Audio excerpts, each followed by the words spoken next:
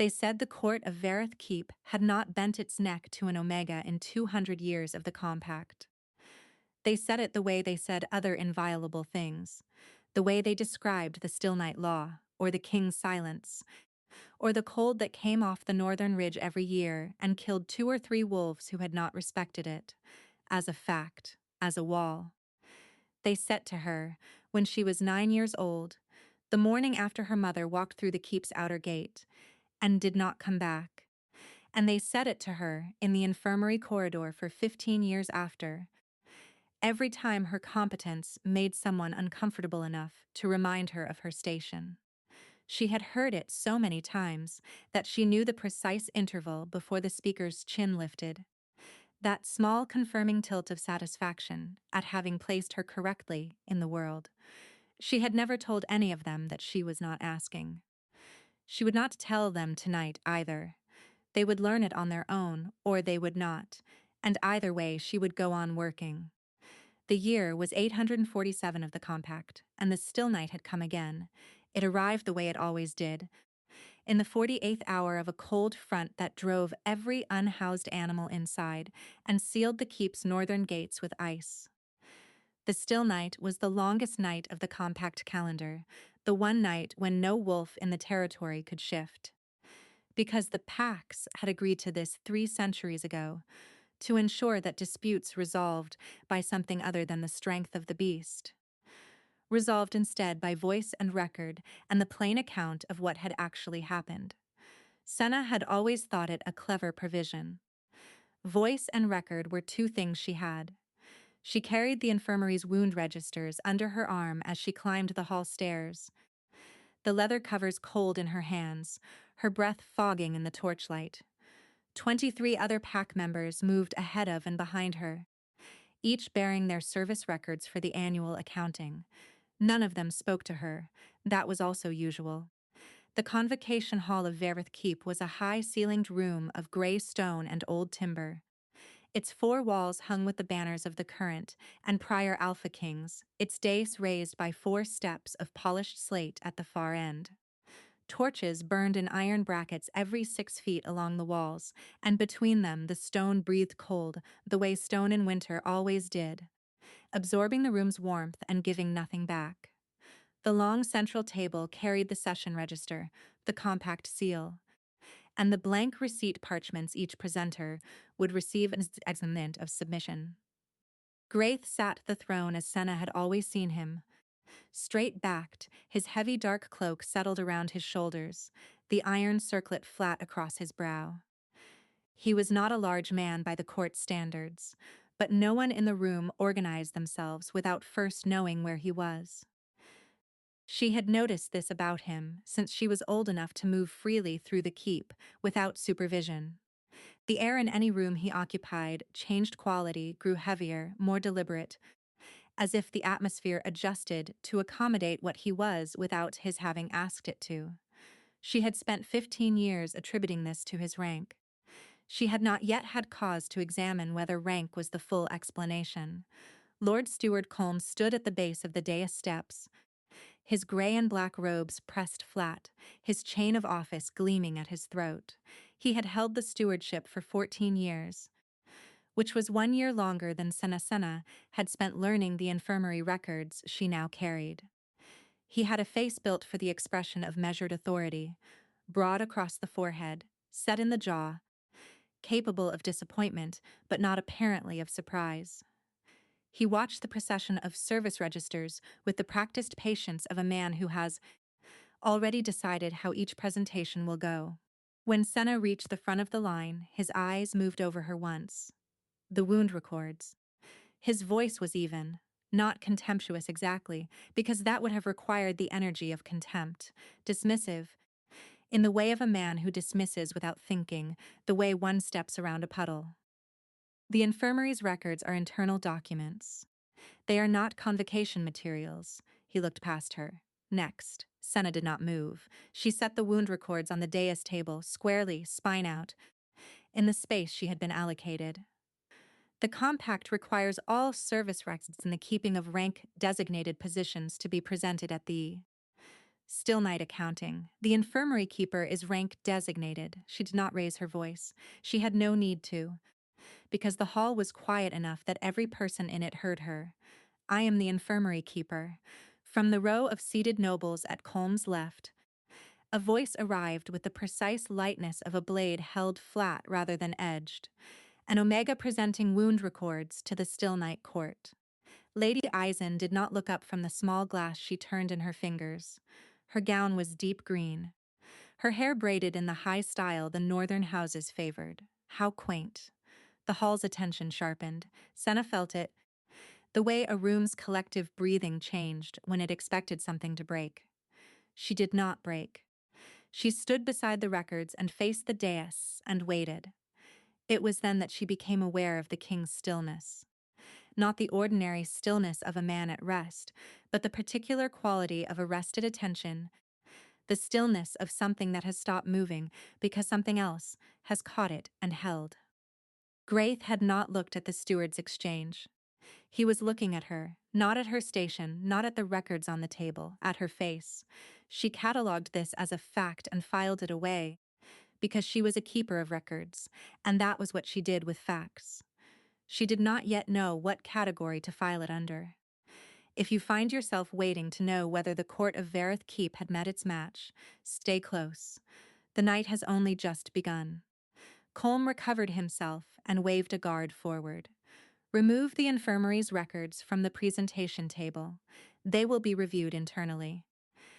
He said it as if the matter were already settled, and it would have been settled if Senna had moved.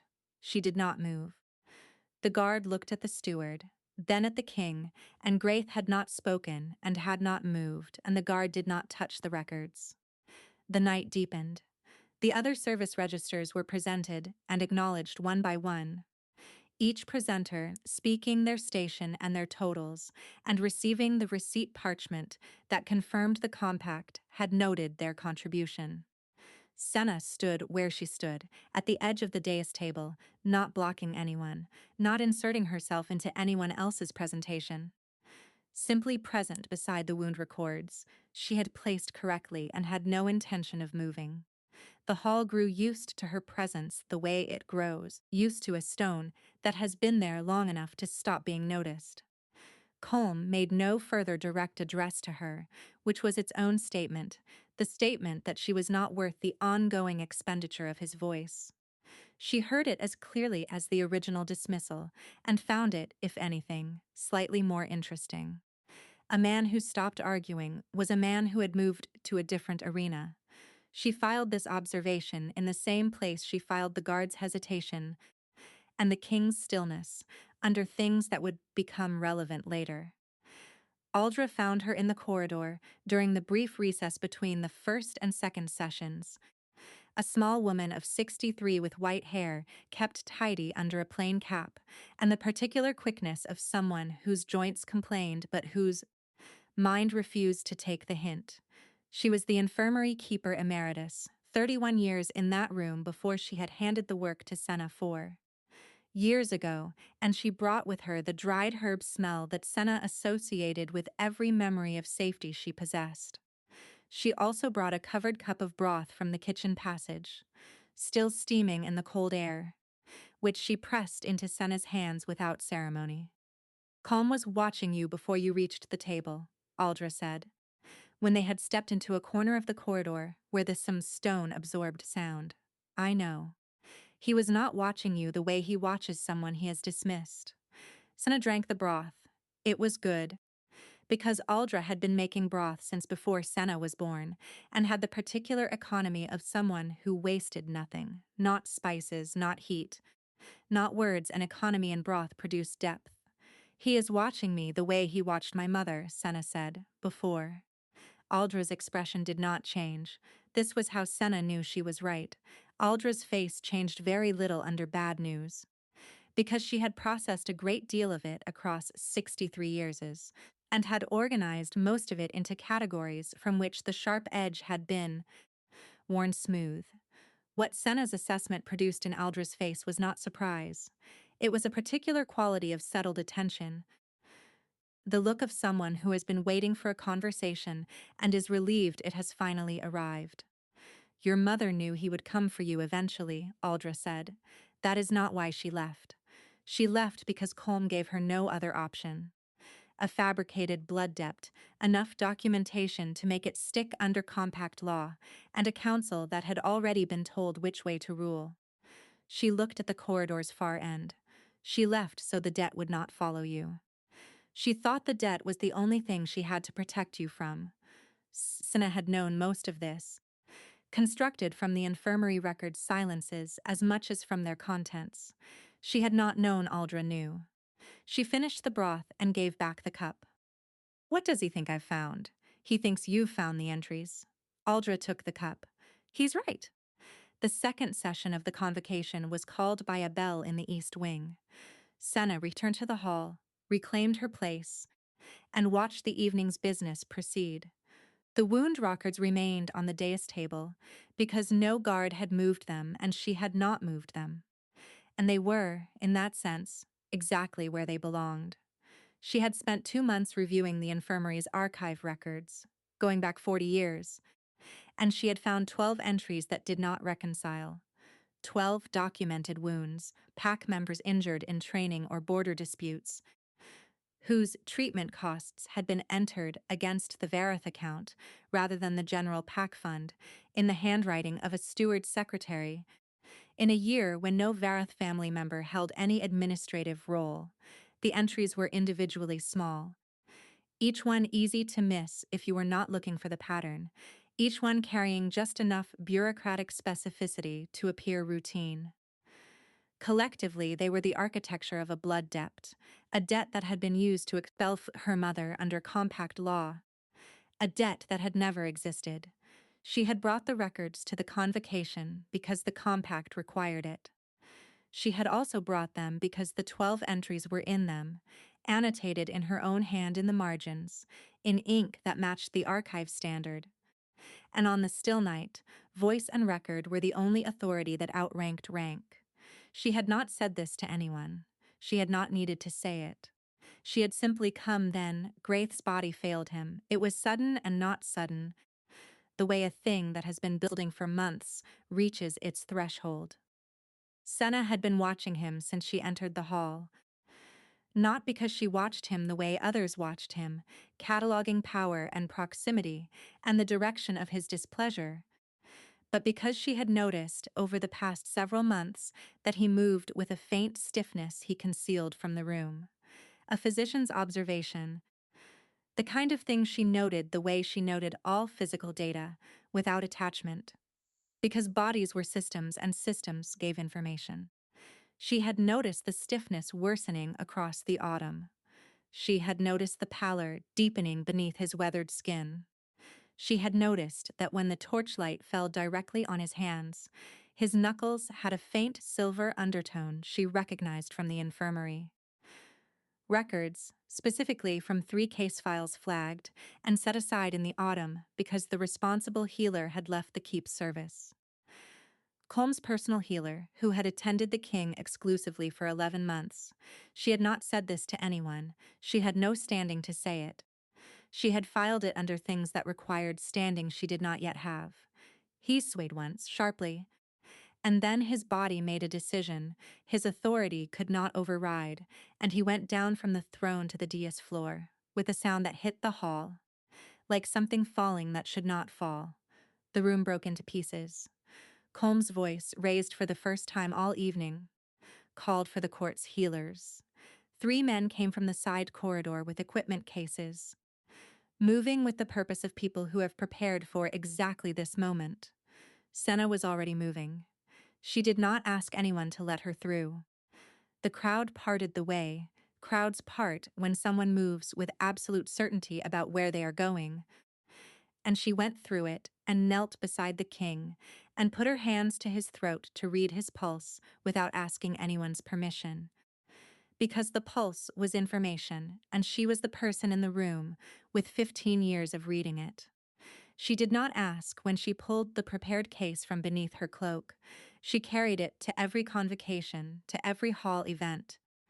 Because she was the infirmary keeper, and that was what the infirmary keeper was in any room she occupied.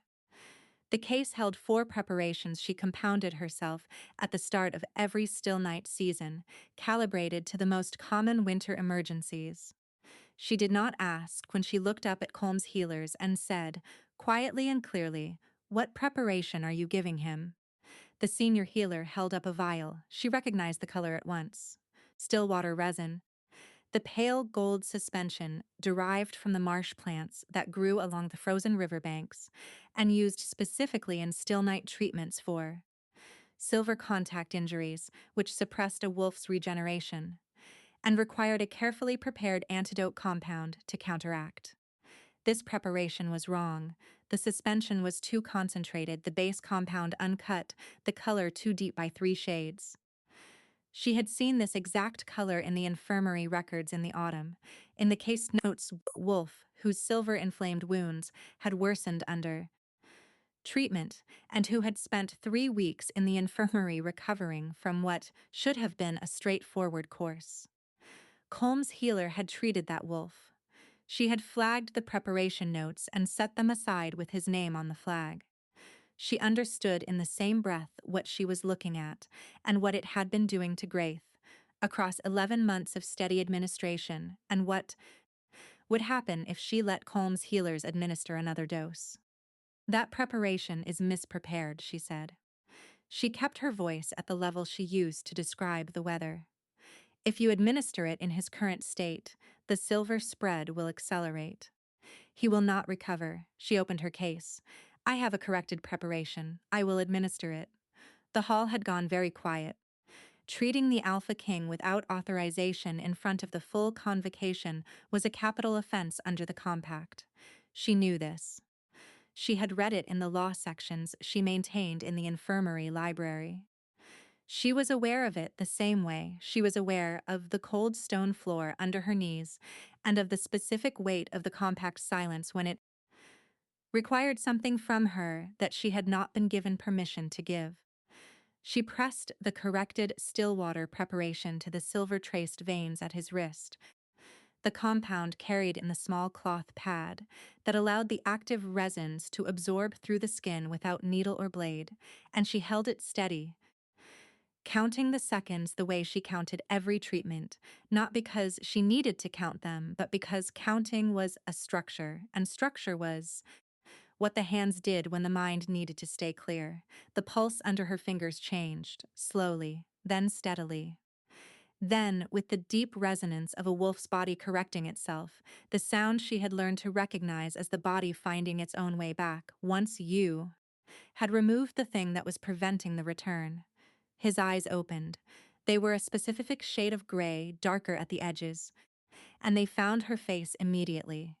Not searching, unfound. The way something finds the thing it was already oriented toward before it was conscious of looking. Not the registering directness of a man cataloging a servant or noting a subordinate's position or assessing a resource. Something else. Something without the name she would need to have for it later. Something that had no category in any of the files she kept. He said one word, rasped through a torn throat. Senna, not the infirmary keeper, not the Omega healer.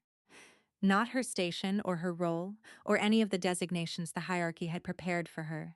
Just the name. She was already pulling her hands back, already straightening, because the moment had completed itself, and the work had been done, and she had other work ahead of her. She was aware, with the same precision she brought to every observation, of the warmth that had passed from his skin into her palms. It did not fade when she stood. Vorn the King's second reached her before Colm did. He was a broad-built man of 40, with a soldier's economy of movement, the kind of stillness that came not from the absence of readiness, but from the perfection of it. He placed himself between her and the steward with the deliberateness of someone who has been given an instruction and intends to honor it past, whatever the room does next. "You're to remain in the hall," he said.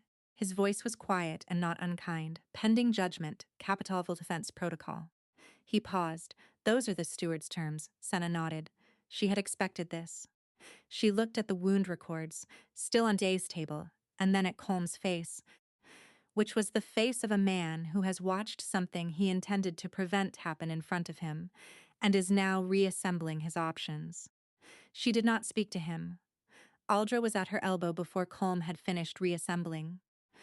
Moving through the hall's aftermath, with the invisibility that attaches to small elderly women, in moments when everyone else is looking at something more dramatic, she pressed something small and cold into Senna's hand, keeping the exchange below the sight line of the steward's circle, and Senna looked down at her palm, an iron seal, old enough that the edges had softened with handling.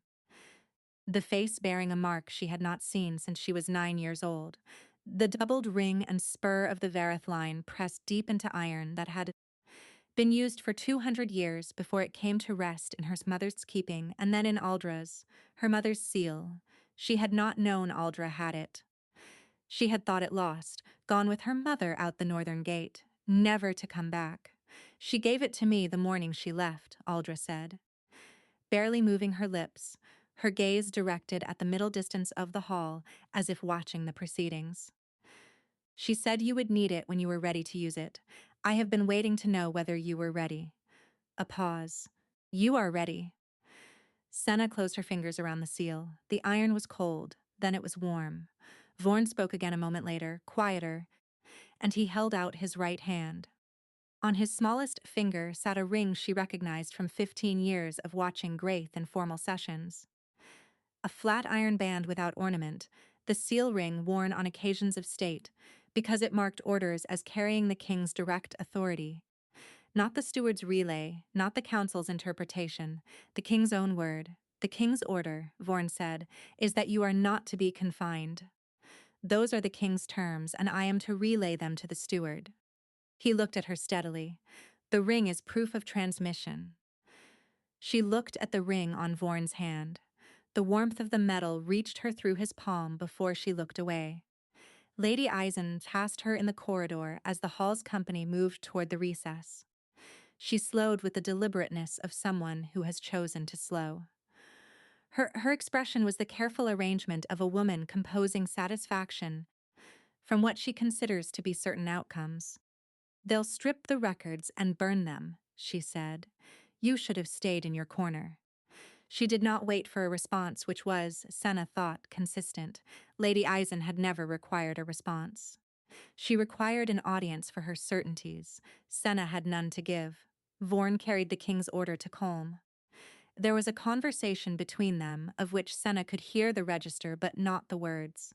And then, in the hour that followed, while Graith was attended in the antechamber by the court physicians under close supervision, Councillor Reth arrived. Reth was the lord of the inner council, a thin, white-haired man with the precise movements of someone who has spent 40 years in rooms where precision conveyed authority and imprecision conveyed weakness. His authority in the keep derived from a council appointment that predated the current kingship, which meant that in certain procedural categories he could act where the steward's office could not, and where the king's personal instruction could be procedurally suspended pending formal review. He arrived from the eastern tower and moved through the corridor with the efficiency of a man who has been waiting for a particular hour, and recognizes it when it comes. He overrode Vorn's relay of the king's instruction on procedural grounds. The capital offense protocol placed the accused outside the king's personal protection pending the judgment session, which had been scheduled for midnight. Reth's reading of the protocol was precise, correctly cited from Section 14 of the Compact's enforcement provisions, and Senna noted as the corridor guard fell into step behind her. Clearly the product of preparation that had preceded tonight's events by some margin. She had 1 hour. She was held in a small stone room off the west corridor, a chamber used for witness preparation during formal compact hearings. Not a cell in its materials, but equivalent in its essentials. A single torch in a wall bracket, a bench of unfinished timber. A door that locked from outside with a bolt she could hear settle into its housing when the guard drew it. The Vareth seal was taken from her, along with the infirmary case and the wound records. A council guard carried the records in a careful stack under his arm, handling them with the deliberate neutrality of someone who has been told they are evidence rather than records, and is making the distinction visible in his grip. She watched them go, and then sat on the bench and did not look at the door. She thought about the 12 entries instead. She had spent 2 months reading them. She had spent the preceding 2 weeks reading them again, annotating the copies she had kept in the infirmary's secondary archive under a different reference number, the reference number for weather records, which no one reviewed because the weather had not changed in 40 years. She had read the entries until they were not entries anymore, but sound. The way words become sound when you have said them often enough, phonemes rather than meaning. Except that meaning kept reasserting itself because the meaning was the point. Every date, every account code, every amount in the old currency notation, the Marks and Half system that the compact had retired in the year 831, 1 year before the blood debt had been entered, which told her precisely when the entries had been backdated. Every secretary's notation in the original hand, which was not Colm's hand, but was a hand she recognized from the signature at the bottom of the box. Council appointment record for the year 826, a signature that belonged to the man who had been the Inner Council's administrative secretary before he rose to its membership. Reth's hand, 20 years younger, in ink that was trying to look old. The guard at her door was young. She had treated his brother in the infirmary 8 months ago, a torn knee from a training fall, a longer recovery than the young man had wanted, because he had not admitted how badly he had hurt himself, and had continued training on it for 2 weeks before the swelling became impossible to ignore. The brother had talked to her the way patients talk to healers when they had been in pain, long enough to stop performing toughness, and he had mentioned, among other things, that the person who had finally convinced him to come to the infirmary was the guard at the West Corridor door, who had told him that the infirmary keeper was worth trusting. She had filed this, as she filed everything, without knowing precisely where it would belong. She spoke to the far wall, addressing it in the same even voice she used for all her work. She recited the 12 entries from memory, dates, account codes, amounts in marks and halves, the secretary's hand. The margin annotation in the third entry, half crossed out but not erased, which read R, in a formation that matched the appointment record she had also memorized 3 weeks ago because she had suspected she might need it. She recited for 12 minutes. She said at the end of the 12th entry that she intended to rest, and she lay down on the bench and put her cloak over her and closed her eyes. The bolt drew back 40 minutes later. She recognized Vorn's step. Outside in the west wing, the torches had burned down to their third quarter. It was past the second bell of midnight. The judgment session had begun in the hall, which she knew, because a hall that has begun a compact session produces a specific quality of sound, a formality of silence that is different from ordinary quiet, shaped by the presence of witnesses who know they are being witnesses. She heard the shape of it before she reached the doors. She pushed them open and went in. Graith stood at the base of the dais steps. He had recovered fully, or had recovered enough to stand as he stood, which was a different thing, but functionally indistinguishable. His bearing had returned, the full particular weight of it that organized the room around him, and he was not alone. Vorn stood at his right shoulder. The young guard from the West Corridor stood at his left, his jaw set with the resolution of someone who has decided something and is not going back. 43 wolves in the hall, the full convocation assembly, plus Lord Cadden and his 2 attendants from the Northern Territories who had come for the still night accounting, and now occupied the room's eastern edge, with the arrested attention of men watching something they had not expected the evening to include. Colm stood at the dais. Reth stood beside him. The wound record sat on the table where they had been all evening, because no one had moved them, and the Verith seal lay beside them, placed there by someone in the interval before the session began.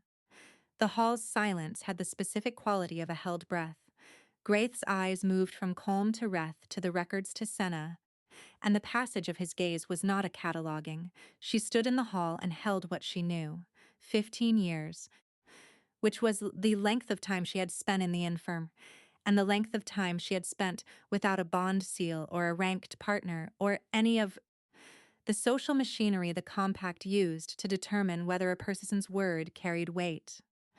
12 disputed register entries, memorized in a locked room with nothing but her own mind for a record. 0 witnesses who had been asked to witness because she had not asked. Graith spoke. His voice carried without effort the way it always carried without performance.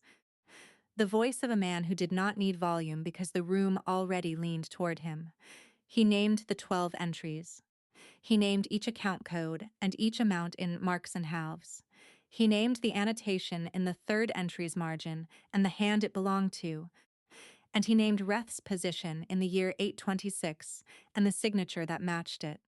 He named the blood debt claim and its fabricated architecture and the council ruling that had accepted it, and the woman it had expelled, and the 15 years that had followed. 43 wolves in the hall, and not one of them moved, Colm said.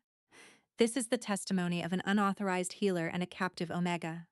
There is no admissible record, the record, Graith said, is on the table. It was presented to this convocation at the still night accounting, as the compact requires, by a rank-designated keeper, and its submission was witnessed by the full session. Its contents have been entered into the session register by my second. He looked at Colm with the particular patience of a man who has had the full account before entering the room. The infirmary's wound records are admissible. They were always admissible. Your instruction to remove them was the irregularity. Reth's face changed once, a single motion of the muscles that control expression, and then went still in the way of a man who has recognized a door closing and has understood that he is on the wrong side of it. Reth was taken from the eastern door by the king's guard. 2 men who had been stationed there before Reth arrived, which meant they had been placed before the session began, which meant Graith had arranged this, from the moment the young guard had reached Vorn Inn. The West Wing with 12 entries memorized and delivered aloud. Colm's 14 years of stewardship ended in the space of a formal declaration of breach of compact duty that required fewer words than the blood debt fabrication had required to construct. Lady Eisen, at the room's edge, went very still. The stillness of someone who has been reading one room and has just understood she is in a different one. Then the 43 knelt. Not all at once. It moved through the room the way weight moves through stone, one point of contact finding the next. Each wolf dropping to one knee with the specific quality of acknowledgement rather than command. Lord Cadan was last. His knee touched the flagstone with the careful deliberateness of a man who does not kneel easily, who has decided that the occasion requires it anyway, who makes the decision visible in the care with which he lowers himself. The hall was silent. In the quiet that followed, Senna stood with the wound records on the table behind her, and the Varath seal beside them, and 43 wolves on their knees before the dais, and she had not asked any of them for this. She had not asked any of them for anything. Tonight, or in the 15 years before tonight, she was aware of this as a completed fact, and she was aware of Graith crossing the hall toward her, and she was aware of the sound of his boots on the stone, and of the way the room held itself differently around him when he moved through it toward her specifically. Neither of them spoke for a moment. The silence between them was not emptiness. It was a threshold. The specific quality of a moment before something that cannot be undone is done. The last breath of a world arranged one way before it arranges itself differently, he said quietly, in a voice that did not require the hall to hear it, but did not hide itself from the hall either. I heard your name in my chest before I learned it from your mouth. She looked at him. The scar along his jaw was silver in the torchlight. Old and healed, the mark of something that had happened before he was what he was now. His hands were still at his sides, open, not reaching, simply present. She understood that this was a choice, to keep them open. She understood also that she had memorized 12 entries in a locked room in the dark and walked out of that room and into this hall because she had decided, at 9 years old, the morning her mother did not come back through the gate, that she was not going to perform a smaller version of herself for the people who required it. She had not known, at 9 years old, where that decision would end. She had not known it would end here. She would need a new record for what this was. That was what she did with things that had no prior category. The Vareth account, she said, needs to be corrected. The 12 entries require counter-rotation and an explanatory declaration per compact protocol. She paused. I would like to begin tonight. Something in his face changed, briefly, in the way that a controlled surface changes when something true comes through it, not by force but simply by being true the way water eventually finds the flaw in stone. It was not a dramatic change. It was the change of a man who has been holding something carefully for a long time and has understood for the first time that he does not have to hold it alone. Tonight, he said. They opened the wound records together at the table to the third entry, and the Vareth seal sat beside the register, and the hall remained around them. Witnesses to the beginning of a correction that was also the beginning of something the Compact's records would need new language to name. In the deep cold of the following morning, when the still night had completed its full span and the first suggestion of light found the keep's eastern windows, Aldra sat in the infirmary at the low table that held the Pax Master Register, a candle burning close, her pen moving with the steadiness of 31 years of practice. Senna stood beside her and dictated. The entries were made in Senna's handwriting and countersigned with the king's seal and witnessed by Vorn and entered into the still night session log. 12 corrections, 1 restoration, Mira, daughter of the Vareth line. Rank restored, compact standing restored, expulsion of the year 832. Invalidated by fraudulent instrument. Instrument voided this night by order of the Alpha King of Vareth. In the 847th year of the compact. Aldra's pen moved. The ink was dark and not yet dry. Senna looked down at the open page. At her mother's name in the register, in ink, for the first time in 15 years. Then she looked at the iron seal on the table beside the page, and at Aldra's hand resting near it, the old familiar hand that had been handing her things since she was 9 years old, broth and bandages and, it turned out, everything she had needed to wait for. She picked up the seal and held it. It was warm. The record was complete. It had been complete for 15 years. The world had simply not been arranged correctly around it yet. Now it was.